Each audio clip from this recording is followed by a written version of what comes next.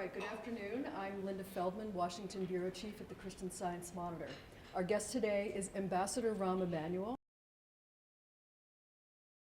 who has worn many hats over his illustrious career: political operative for President Clinton, Chief of Staff to President Obama, Congressman from Illinois and Chair of the DCCC, Mayor of Chicago, and most recently, U.S. Ambassador to Japan. He's also worked as an... Can't keep a job. Exactly. No, or else it's the golden resume. Maybe You're golden isn't not the right word. So he's also worked as an investment banker and has degrees from Sarah Lawrence College and Northwestern University. This is his third Monitor breakfast, and yes, afternoon tea still counts as a breakfast in our books. Now for the ground rules. We're on the record. And please, no live blogging or tweeting. In short, no filing of any kind while the conversation is underway. And when the session ends at 3, the embargo is lifted. And as many of you know, if you'd like to ask a question, just send me a signal, and I'll call on as many of you as time permits. Now, instead of brief opening remarks, Ambassador Emanuel would like to make a 5-minute closing statement. So we'll wrap up. He wants the final. My way of like at a family dinner getting the last word in that I never exactly. got in my whole childhood. So. Yeah, right. He wants the last word. I said okay. So we'll wrap up the questions at 2:55, and now I will get the ball rolling with the first question, and then again, if you want to be on the queue, let me know.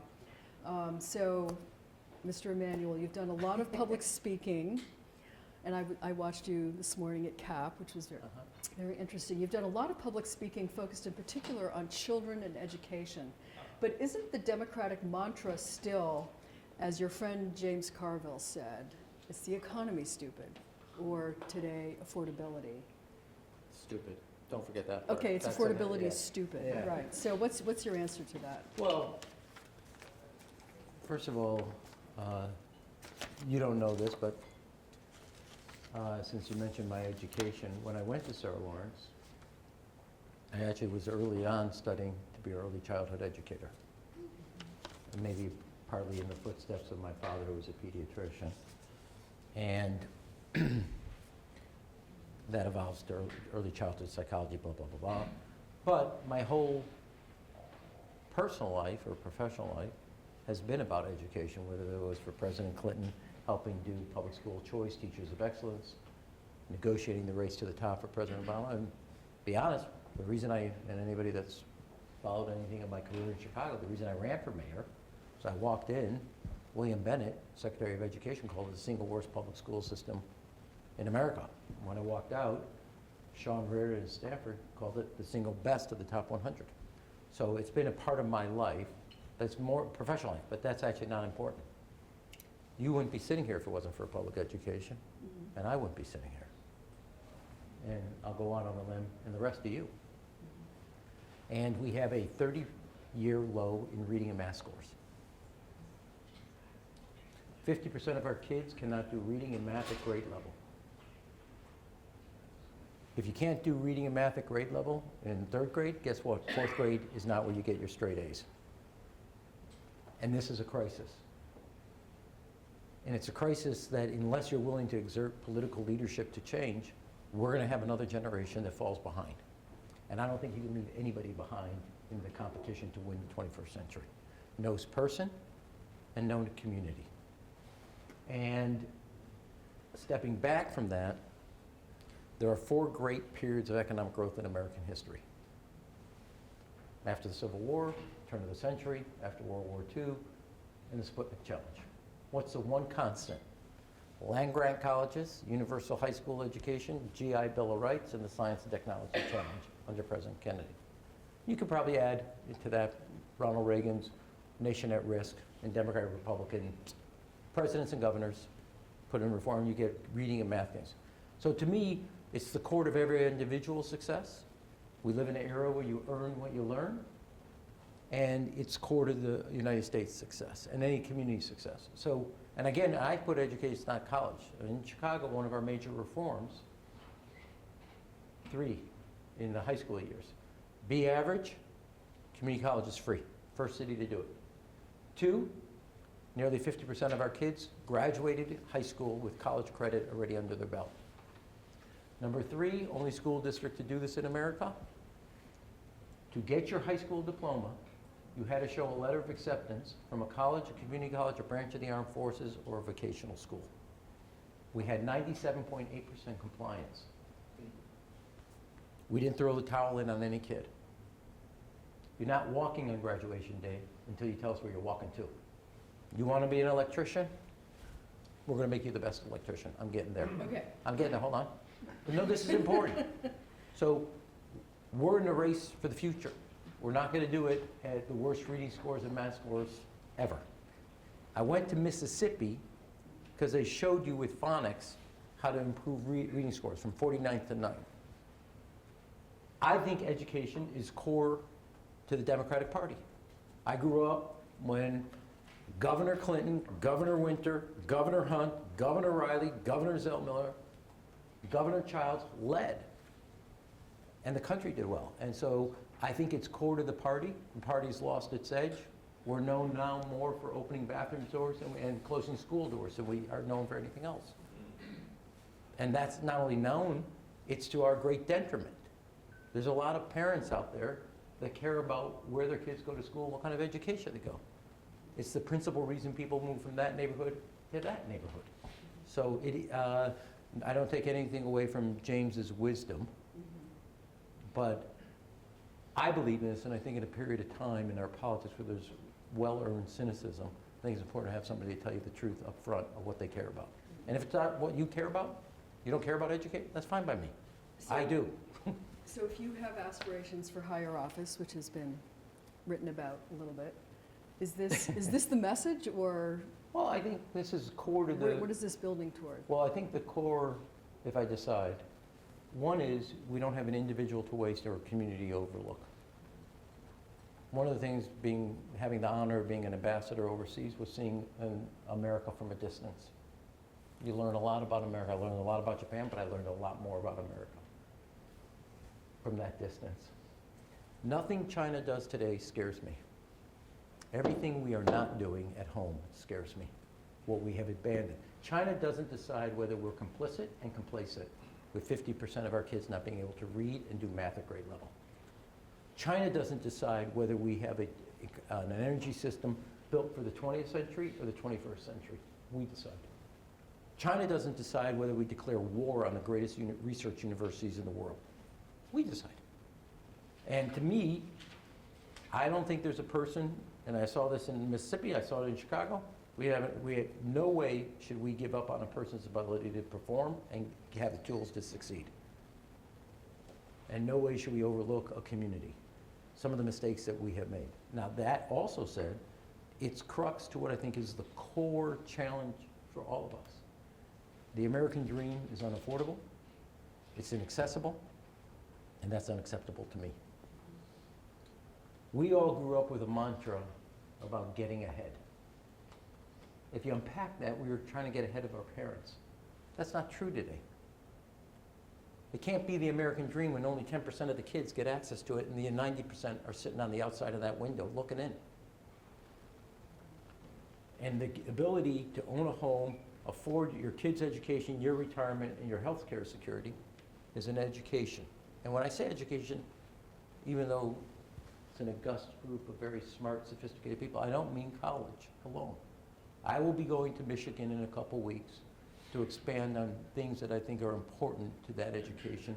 They're crux to what we did in Chicago in making sure that at all levels, and I say all levels, college, community college, vocational school, armed forces, that you don't stop at getting your high school diploma.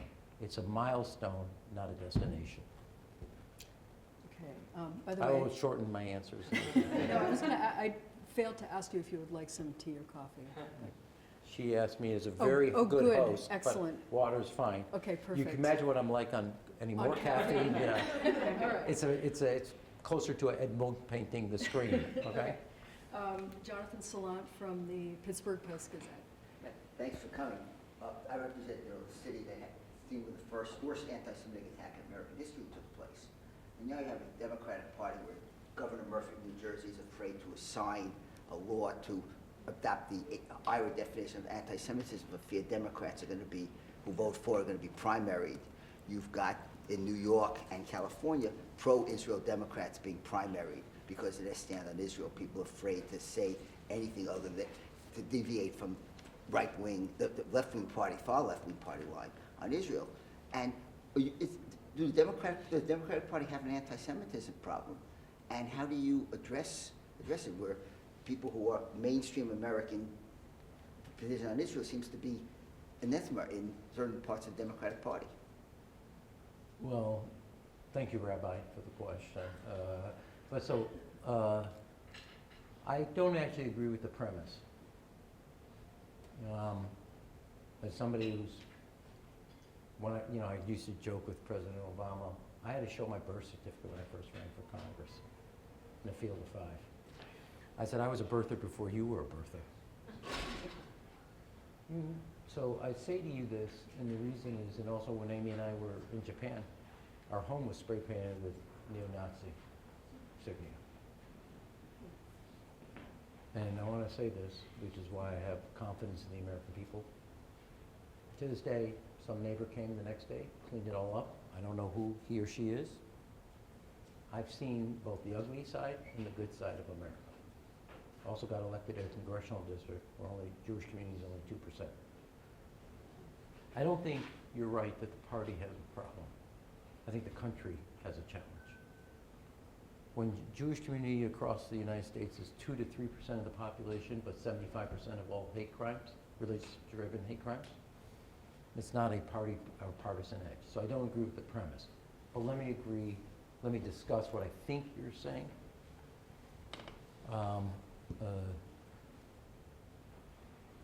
One, and whether that's Governor Shapiro and his home, whether that's the Tree of Life synagogue, whether that's the shooting in this city with embassy employees, or whether that's happened in Colorado.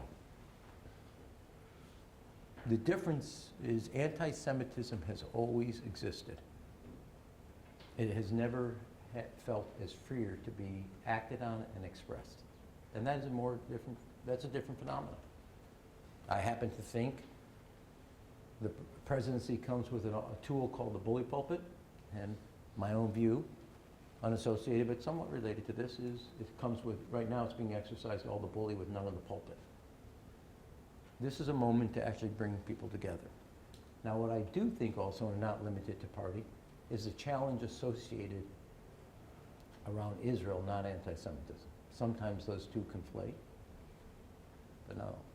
Now you are also talking to a person who in 2009, as the chief of staff to President Obama, the Prime Minister of the State of Israel, Bibi Netanyahu, publicly said was a self-hating Jew. What generated that was because I took a different position, representing the administration, on housing in the West Bank. The only person he's attacked in his book, the Prime Minister, is sitting right in front of you. It is not anti-Semitism, it's about Israel. And it crosses both parties as you watch the debate play out, Tucker Carlson being one example on the right, etc. Your questions conflates both the anti-Semitism that I said always existed, it went from implicit to explicit, and people have acted on it, and there has to be a full condemnation across party lines, across faiths. And I want to say one thing, while it's not in this country, I've said it before and I want to call out. I thought the attack in Australia, I thought the eloquence by the imam in Sydney, he should be recognized for understanding the attack on any religious manifestation, expression, or belief is what brings us together as human beings. Jewish, Muslim, Christian, and any denomination of Christianity. Not to leave out Hindu or other faiths, but dominant three faiths here. So I would say to you, the party will come to understand what it means to express, but I don't consider that if you start to put a partisan face on it, you limit the ability to call on certain strengths of the country. And I do think the bigger challenge, and I've dealt with this, is the issue of the 6-Day War was a defining definition of Israel, and the October 7th war and the length and and what happened will also be a defining moment for the state of Israel. Okay, Matthew Choi from the Washington Post. Hey, Mike. Hi. I'm curious to hear a bit about your thoughts about how our allies in East Asia are viewing the decoupling or the tension that's currently happening over the Atlantic at Davos right now, in what ways the Japanese might be preparing for a similar situation happening to them, and how that might impact the commitment to Taiwan. Just pack it in there, Matthew, okay? Go ahead, just let it rip, okay? Okay. So, I don't want to, I hate quoting myself, but I'd like to, Go for it. he wants it also. Okay. Okay, I'm leaning forward, so that's why I want to. Yeah, thanks. There's a lot of discussion as premised on that question. I think if you step back and look at the world today, there are two disrupting moments. And appropriately, Washington Post, we're looking at the United States, but the United States today is exporting our domestic political challenges onto the world. Venezuela, Greenland, claiming 100% tariffs on Europe. We are exporting our domestic political troubles. China, equally, is exporting their domestic economic challenges. All their deflation, all their overhang of real estate, the inability to deal with involution, as they call it, and the price competitiveness down to the bottom, the race to the bottom. So they've decided we're going to export our way and dump it all on the world. We're going to destroy, look, and Europe, as a kind of a petri dish of this, they got an American president who's ready to break up NATO, ready to break up the unique ties on democratic values, ready to break up the economic relation in the United States on what I call not geostrategic, ego-strategic. China, as a way of example, is, as Macron says when he leaves Beijing, oh my God, if we don't deal with this, China's going to destroy us economically. So you have two phenomena happening simultaneously, not one. Yes, we are exporting our domestic political challenges onto the world scene. One, you don't have a co-equal branch of the legislative branch that's checking a president that's willing to not disrupt, but destroy. Disrupt is one thing. Destroying things that have benefited the United States. And there's the Congress makes the three monkeys that look with see no evil, hear no evil, speak no evil, look like the most active three monkeys you've ever seen. I've never seen anything like this. As a former member of the legislative branch, I've never seen any such timidness politically, specifically by the Republican members of the House and Senate. Second is, don't underestimate, take Chile as an example. A year ago, Chile sells a lot of copper to China, et cetera. Because of their overproduction of steel, they have destroyed Chile's only single steel plant and the 20,000 plus jobs that go with it. Brazil and South Africa, that are normally aligned with China, have filed WTO cases against China. So both countries, not one, are disrupting the world, taking their own domestic, either economic or political challenges and dumping on the world. To your second part, and I think Jake Sullivan and Kurt and Tony Blinken would say this, spent a lot of my political capital and time, and proud of it, in Tokyo, building the context for the historic meeting at Camp David between the President of the United States, the Prime Minister of Japan, and the President of Korea, South Korea. The worst day in China's life in the Indo-Pacific is when three allies that they think can never see eye to eye all got together on the same page. You just had the Japanese Prime Minister and the Korean President have a bilat with no American presence. Rather than isolate China, the President of the United States, under their policies, have isolated the United States. That was a good day for China. China is harassing the Philippines, a treaty ally country in the South China Sea, where 40% of all shipbound trade and 14% of the world's fish catch comes from. They're disrupting a treaty ally of the Philippines and harassing them. We did nothing. Of which I want you to know all the exercise we do with the Philippines is always not always, but predominantly multinational.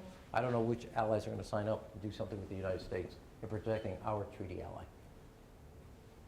Third is, as you probably saw 2 weeks ago, China took all their fishing boats and created a barrier in the Sea of Japan. United States,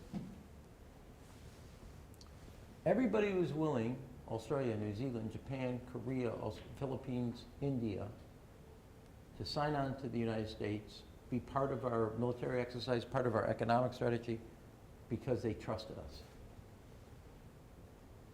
They don't know whether we're going to show up. The whole strategy the last 4 years was to isolate the isolator. And China knew it, and they complained about it. Through our own actions, we decided to do China's homework for them.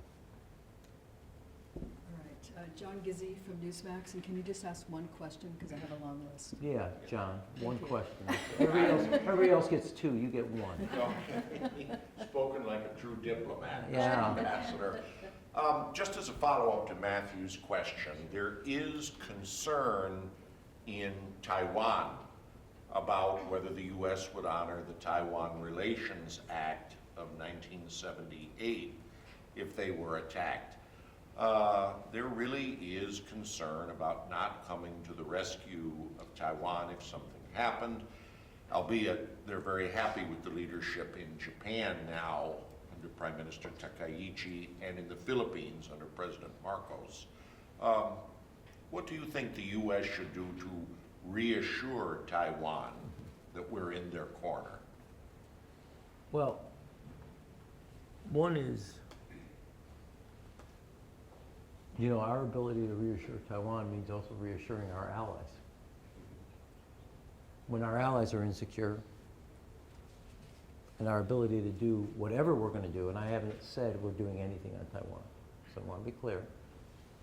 But if you look at the first island chain from the South China Sea and the Philippines all the way through the islands of Okinawa, being the first island chain, having Japan and Philippines feel secure about the United States, both to their securities, is the first step in a down payment to making sure that we are a permanent Pacific power and presence.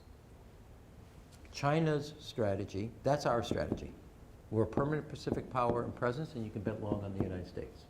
That's come under attack by the United States under the Trump administration. China's strategy in the Indo-Pacific is we're the rising power, America's a receding power. You can bet long, should bet long on us, and if you don't, we're going to give you the economic coercion and political isolation that we know we can do. We tried it on Japan, we tried it on Korea, we tried it on Australia, and we tried it on the Philippines. All of them have been a target of China's economic coercion, in other words, strategic coercion, and you're seeing it happen to Japan today because of what the Prime Minister said. So number one, reassure your allies we're a permanent Pacific power and presence, something you can bet long on, both geostrategically, militarily, economically, and politically. We have done everything else to, along that line to make them insecure. Once we do that, China's efforts are harder. All right, Jonathan Tamari from Bloomberg. Thank you. I just wanted to ask you, this is thinking back to your days as a campaign director for Democrat House. The left side of my brain? Yes. What do you think Democrats should be talking about, campaigning on in this midterm? And should they be talking about things like ICE, Greenland, abuses of power? Should it just be strictly affordability, something else? What would your advice be? I mean,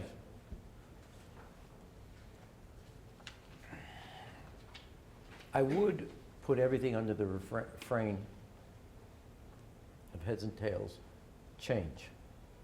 What I mean by that is change to Washington and change to the rubber stamp Republican Congress. John, there's three, and let me back up. So even when the president's talking about Greenland, I would say, well, he can talk about Greenland, we're going to talk about groceries. You want to talk about Venezuela? We want to talk about the families that are struggling in Virginia. So whatever you're doing, Venezuela, Greenland, come back to our focus is the American people. whatever that is. That's one. Two, and I say that would be a change with the culprit, 2026 is a referendum election. There's a law of physics when one party controls the microphone and the gavel. You saw it in '06, you saw it in 2010, you saw it in '94, you see it in 2018. There's a law of physics. Heavy turnout by the party out of power. Independents break 2-1 for the party out of power. Low turnout among incumbent party voters. Every election since November 2024 has followed that law of physics, basically. I think we should be driving towards that and continuing to be the party of change and the party that challenges a rubber stamp Republican Congress. As part of that component from on forward, I would talk about raising the minimum wage, a ratepayer bill of rights, not just utility rate, but a ratepayer bill of rights. A third component or plank would be a fundamental change to the culture of corruption with a major plank on, and I say this for all branches, not a branch. All three branches need a major change. From gifts to stock trading to family members making economic gain. And I said this earlier, and I'll repeat it, of also a age limit, 75 up and out. For the judicial branch, for the legislative branch, and for the executive branch. One package doesn't deal with Congress, doesn't deal nearly with the exec. The whole thing needs to be. Now, when I was mayor, I did 3 separate lobbying and ethics reform packages. I put an inspector general in every agency and department. I got the city of Chicago outside of federal review on their hiring practices. And when I was a congressman with Senator Obama, we introduced with John McCain, Russ Feingold, a major lobbying and ethics reform, which passed when we got into the majority and I was caucus chair. So I have a long history of this, but part of sending the message of change is rather than expanding this swamp, we're actually going to get through and finish draining it. And that's what I would do. All right. And again, I want to repeat, as I said earlier, across the board, Supreme Court all the way down, executive branch, meaning the president, vice president, and cabinet, the legislative branch, you hit 75, up and out. Retire, mandatory retire. Across, but I want to be clear, across the board, and the reason I'm also saying that is you have to, you can't serve in the armed forces. You can't serve in a private sector job. 75, go work on your golf swing. It's not that good to begin with. All right, Renzo Roof from But I CH. also want to, Sure, go ahead. this city needs a good scrubbing and a cleaning. You have Supreme Court justices, other courts, taking gifts, taking travel. You have stocks. As somebody that, when I first got here, I set up a blind trust. I did it when I was chief of staff. I did it when I was mayor. I did it when I was an ambassador. This is crazy. So across the board, and that also includes your family members. Clean it up. And when you hit 75, we'll make sure you get global entry, get out of here. You can pre-TSA, go right to the front of the line. 75, up and out, leave. Okay, Renzo Roof from CH Media, which is Swiss Media. The current president likes to talk about foreign policy. He did it today in Switzerland. Is there something when it comes to Trump's foreign policy that you like, that you would say, okay, I will keep this? Look, it's probably yes and no is the short answer.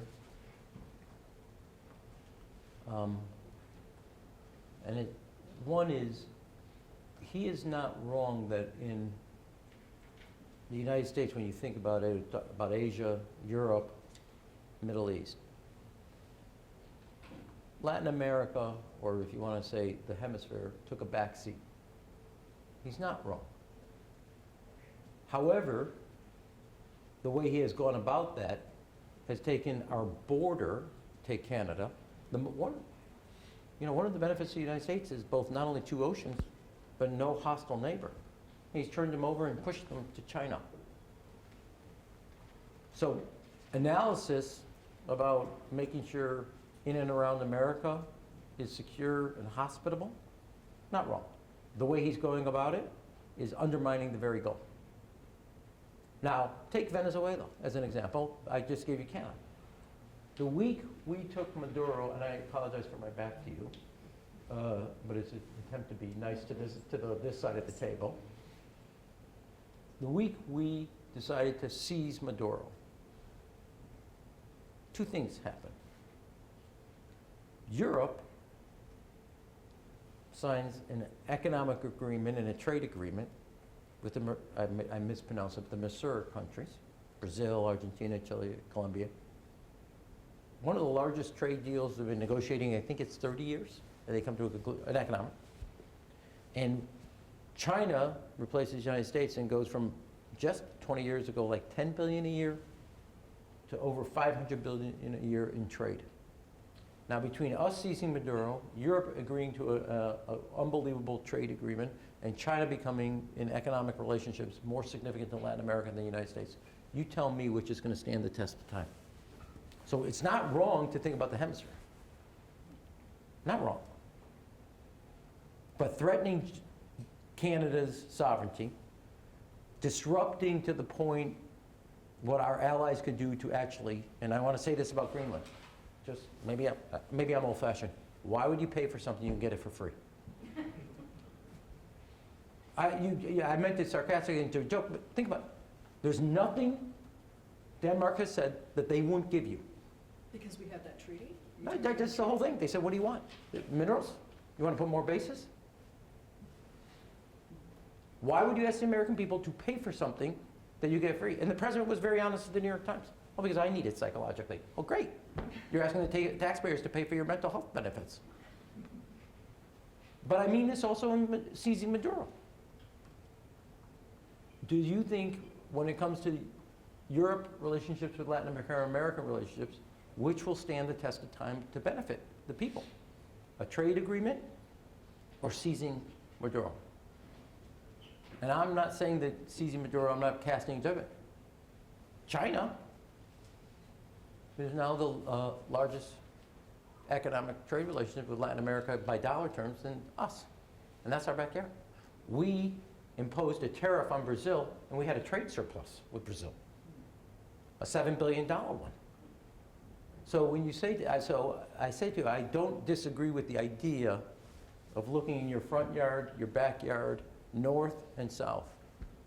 I disagree with what you've done to push everybody in the region away. One, you want to buy a country that you can get for free, all the benefits. Two, we had a secure border we didn't really have to worry about from Canada. We've turned them over to China. And we've shown that the only tool we have in our toolbox is a military exercise when there's a whole host of economic, et cetera. And so to me, I think that again, to summarize, I agree with that concept. You're not just to think of Europe, or you're not just to think of Asia, you're supposed to think of things that are closer to home. And I disagree with every way you've gone about it, because you've now actually put us farther behind the 8 ball. Okay, Juliana Schäuble from Die Zeit. Uh-huh. So we're now moving to Germany. It's a great foreign policy section, Yeah, okay? neighbors, so we have to follow. Thank you for doing this. Another fellow Democrat who is thinking about higher offices, Gavin Newsom, has criticized Europeans that they don't stand up enough against Donald Trump. Is he right, or what would you advise us as a diplomat? As a diplomat? It's Such an honor to be, as a retired rehabilitating diplomat. Well, I mean,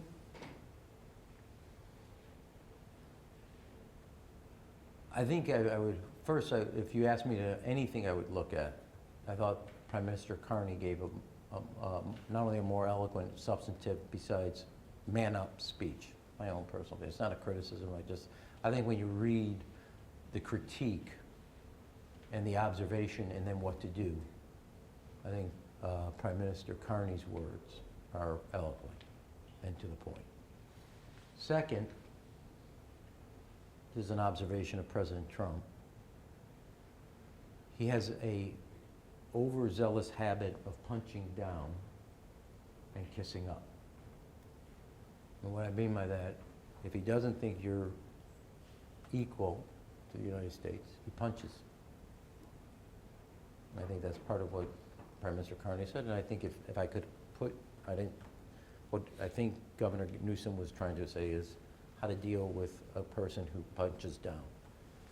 Show some confidence capacity, because he's more likely to respect that than abuse it. On the other hand, and this is not what you asked, but he decides to kiss up in a way that I think, to Putin and Xi, that I think is unbelievably reckless, like he needs their recognition and for his own sense of value. I think he has totally underestimated how vulnerable President Putin is. Unbelievably vulnerable, across the board. The war against Kyiv has taken longer than the war to Berlin. A 4-week war is now on year 4. His military has been shown to be not a superpower military. He wanted to stop NATO expansion, and now Sweden and Finland are part of NATO, and you have the largest border of a NATO country with Russia, Finland, who has quite the military and quite the history. Third, whether it's Syria, Armenia, Venezuela, or Iran, Russia has been shown to be feckless and incapable. Their intelligence agencies missed Wagner, Syria, and underestimated Ukraine. But we have a president of the United States who sees Putin as a co-equal. And I would just tell you that they're not equal. They're unbelievably violent. Their economy is suffering from this. Their military is suffering from this. And I would say to Europe there's only, I mean, I'm not here publicly going to give advice to Europe, but my lessons is understand the person you deal with. He punches down, kisses up. Use that to your advantage. Okay, Amy Schwartz from Moment Magazine. Moment? It's a Jewish focus. Yeah, no, I know what it is. Oh, I you was know just that. being, Good. Okay, sorry. yeah. I know you now. I didn't grow up in my home and not know what that magazine is. Good to hear. But thank you for the Well, education. for everybody at the table. Moment is wonderful. Yeah, this is for you. Okay, So although my colleague asked a question about Jews, so I'm going to ask you something a little more broad. Okay. You can answer it as, you may think it's a question of substance or of okay. politics. Okay. You talked earlier about not giving up on any community, no matter how difficult it would be to bring them back or bring them in.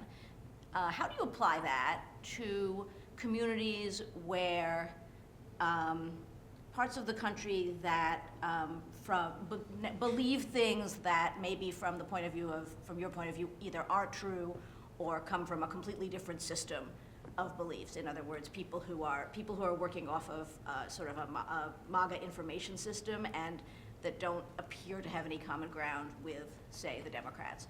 Do you reach out to those communities, or do you just let them go? And Well, they're if so, how? Americans. I mean, if I would decide to run for office, higher office, yeah. So how do you do that? Well, I mean, first of all, I said this jokingly, but I mean it. I don't sit there and talk about, oh, we should go to communities we don't ever go up and show up while you're wearing your Lululemon outfit, holding your Yeti cup with the logo of NPR on the 34th floor of a high-rise in Manhattan and never do it. I went to a county in Mississippi to learn that 21% Trump won by. You know, a lot of people in my party says, oh, Mississippi's playing with the numbers. I don't know. Louisiana, Alabama, and Tennessee all replicated and saw similar gains. What makes you so good? Just because it's Mississippi doesn't mean you can't learn from it. And they proved something that also the Northeast and everybody called it the Mississippi Miracle. They call it the Mississippi Marathon. It takes a lot, 20 years to turn these things around. And so I would say, and when I want you to understand the context, I think there are 4 big events of the last 25 years that really, forget this election, that election, that really changed America. That kind of explain both our economics and our politics. One is a disastrous war in Iraq built on a lie. There is no yellow cake from Niger. We lost thousands of young men and women, thousands maimed for life, spent over $1 trillion, and nobody responsible for perpetuating that lie not only never said they were sorry, but were never held accountable. 4 years later, there's a thing called the liar loan. A bunch of people lost their entire homes, their home equity, their savings, their life savings, and the bankers wanted their bonuses. And no banker ever said they were sorry or served a day in jail for the crime they committed. As somebody who advocated Old Testament justice in the Obama White House for the banking community. It's a very famous debate we had in the spring. Number 3, and this is getting closer to the core of your question.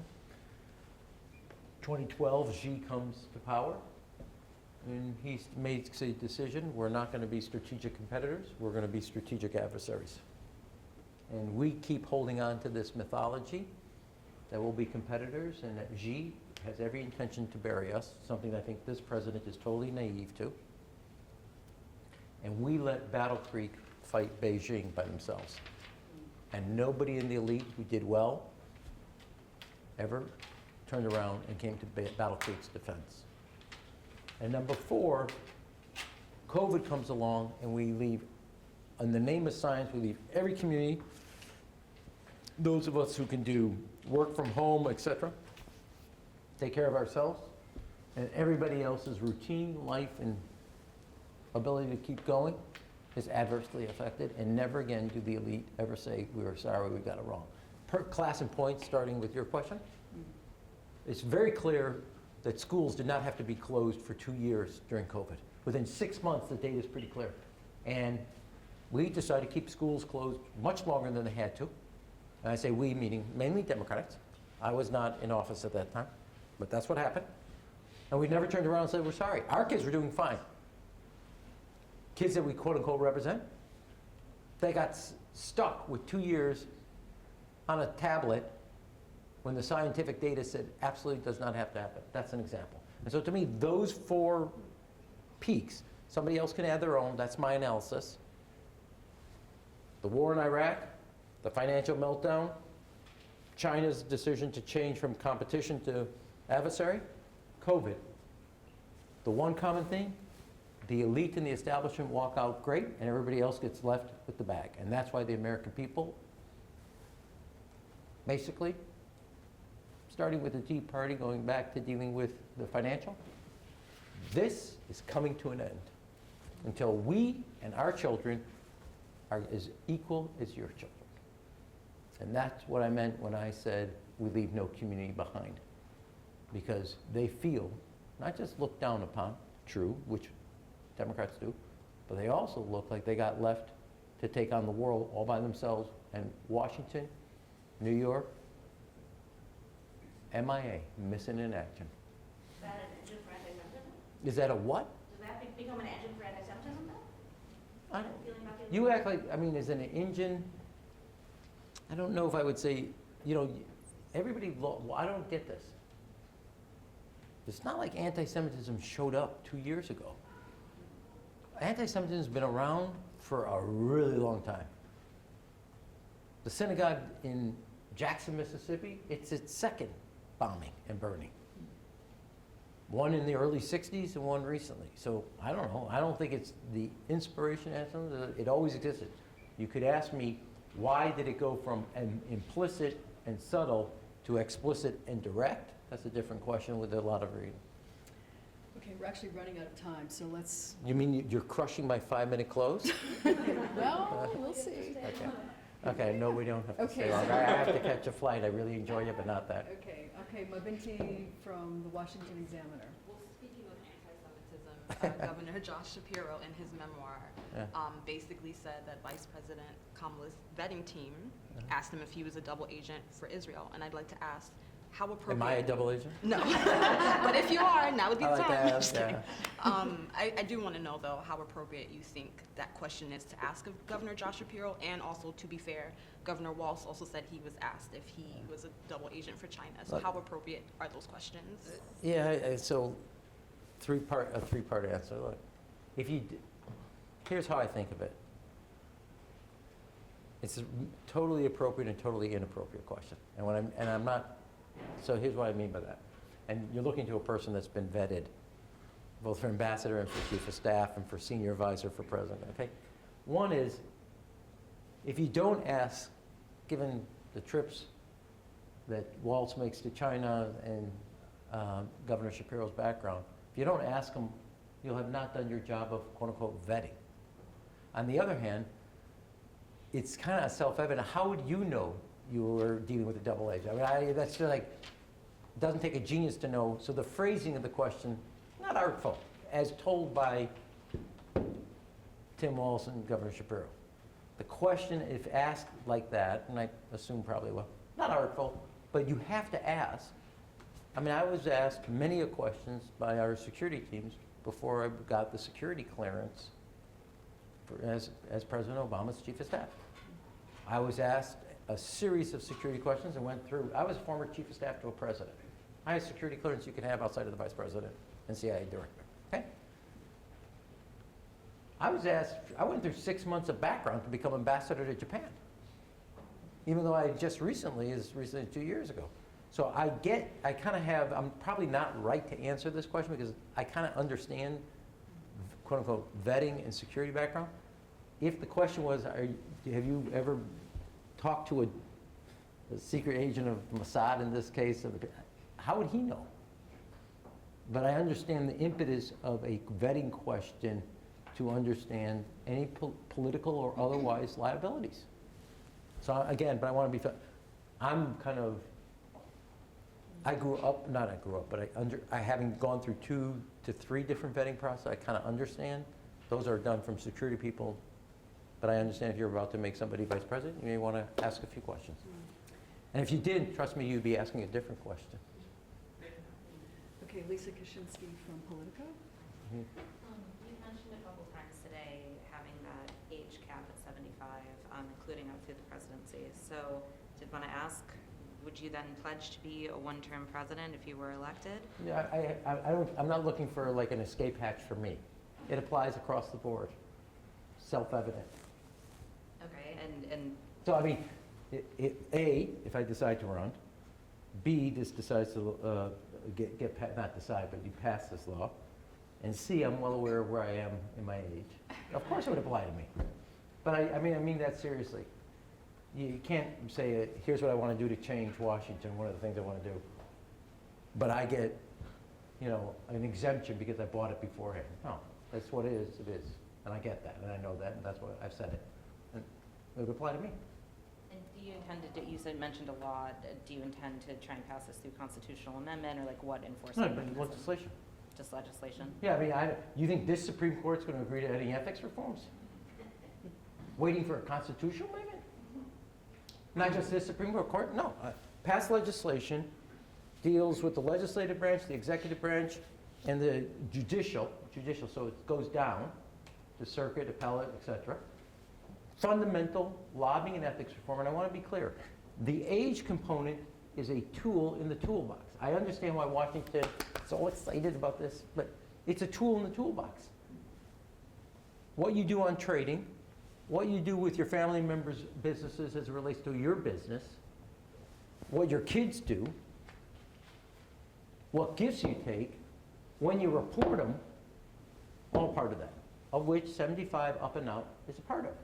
I understand why it's like neon light on it, but it's a part of a package that says Washington has broken faith with the American people, and we're going to clean it up. And I do think, hold on, I'm really on a roll. Okay. And I do think, you guys got to stand out here and look outside.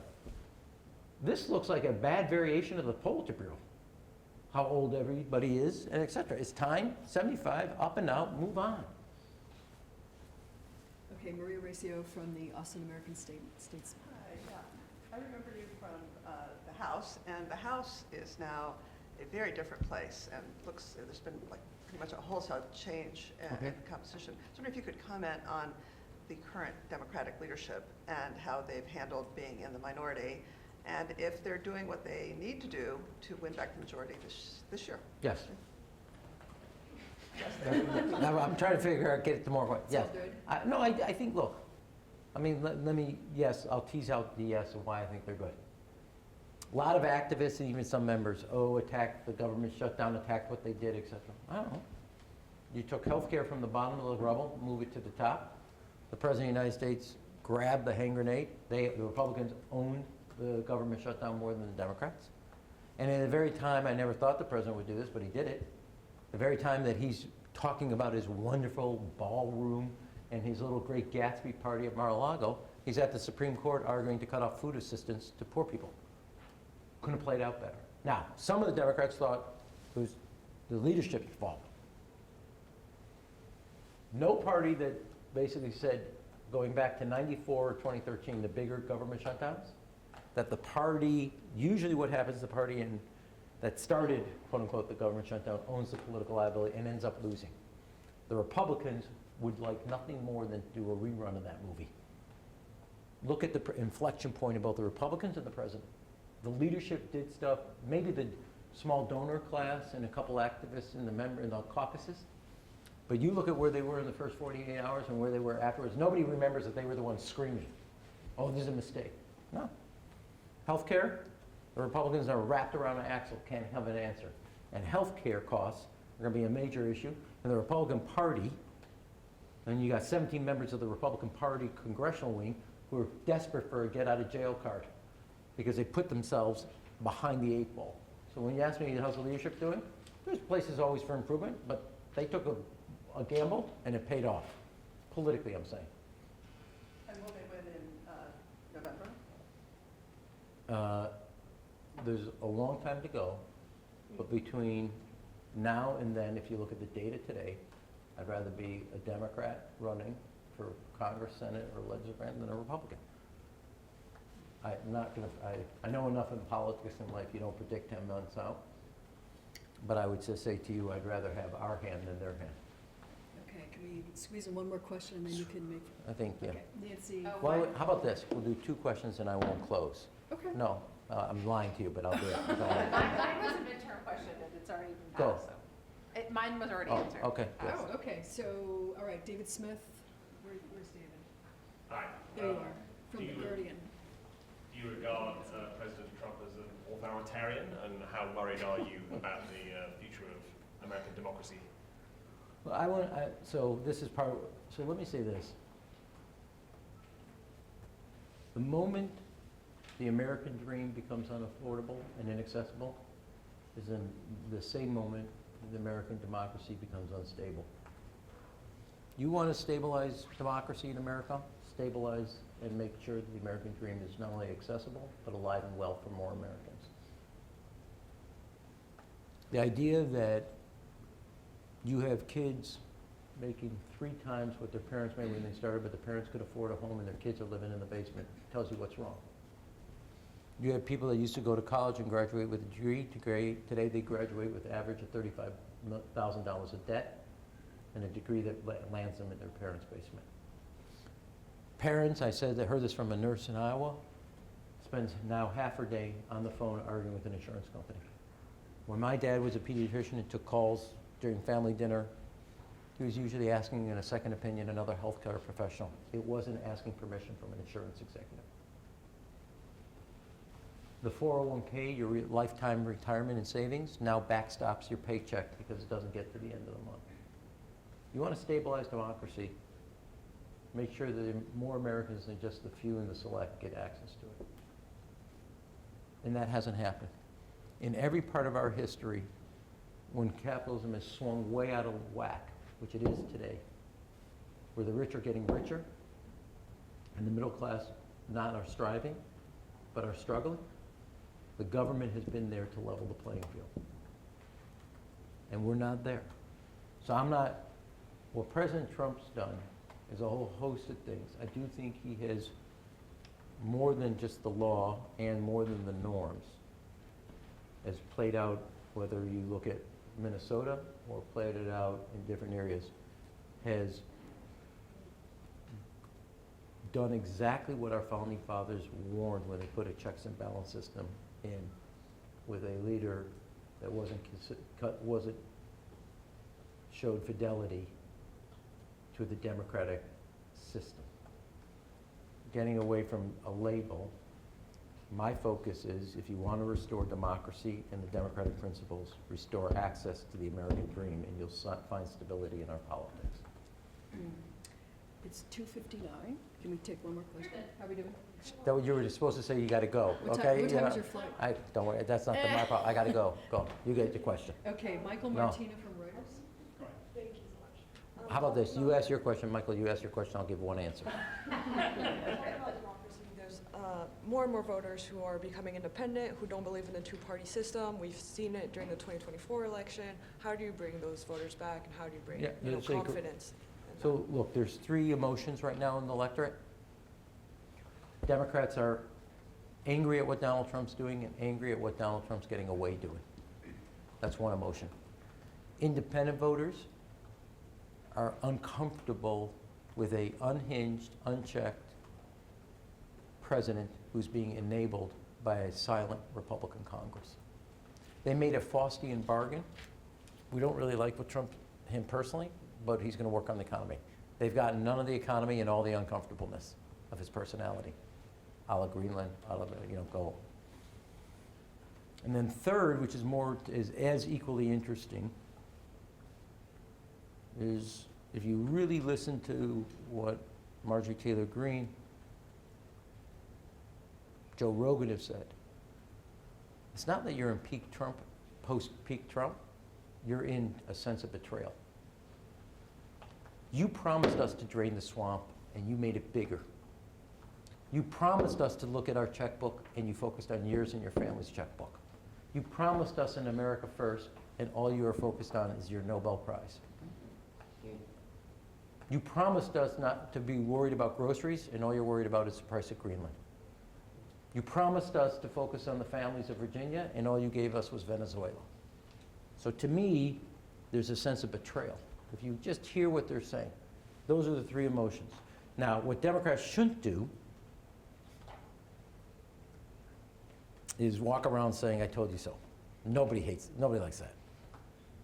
Second is understand when nearly a majority, according to Gallup, 45%, is independent, unaffiliated.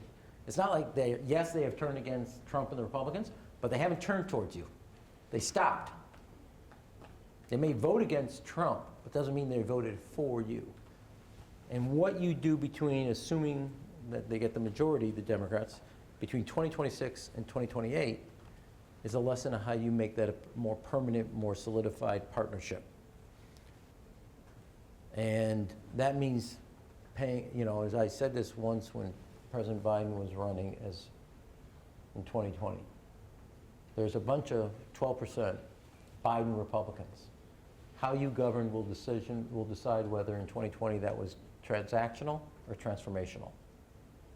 That will be true between 2026 and 2028. And there's a series of things that Democrats have to do to show change, that they get it. One of those things I'm going to tell you is to say, hey, this is where we messed up. We own this. We're going to clean it up. We're going to do it different. Go ahead quickly, and then I got to run. Back to Taiwan, you're not a fan of America First in that region. So if a Democratic administration wins the White House, Yeah. it will come, those 4 years will come smack dab in the middle of that window when China theoretically could move on Taiwan. What does a Democratic administration need to do to cement or reestablish deterrence there? Should we expect more Biden-Obama era policies or a louder megaphone of bigger stink? Oh, I know. What I would say as it relates to, you're saying something, and I was, it comes in the window, and I want to be careful because you don't want to do something stupid.